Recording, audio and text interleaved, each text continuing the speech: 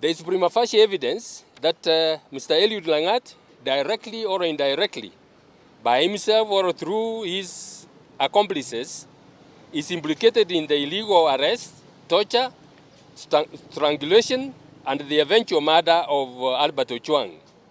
Yet, he is still in the office.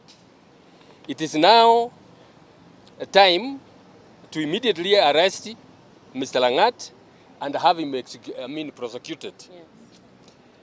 Integrity demands that this cannot continue. This kind of impunity cannot continue in our country. Number two, as is stated, the three institutions charged with the maintenance of law and order, that's the National Police Service, the DCI, and the IPOA, have lied on oath. Consequently, the Kenyans have lost trust in, the Kenyan people have lost trust in them.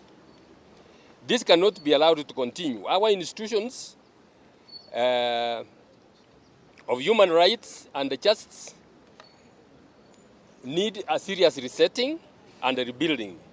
To begin this resetting and rebuilding process, we demand the arrest of the DCI because he lied on oath, and the IG, as well as Mr. Lagat himself, and they be prosecuted, and those, of course, who are associated with the murder of Ojwang.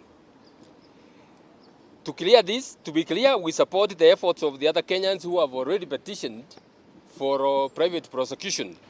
And if no action is taken, we will join them and come up even with fresh charges against them. And we demand that this be done on or before the 25th of June this year. If that is not done, we will formally come out and join those efforts and demand for private prosecution. You know the law provides for that. If the DPP or the agencies don't want to take that action, we are not left helpless. We can demand for private prosecution and go right ahead.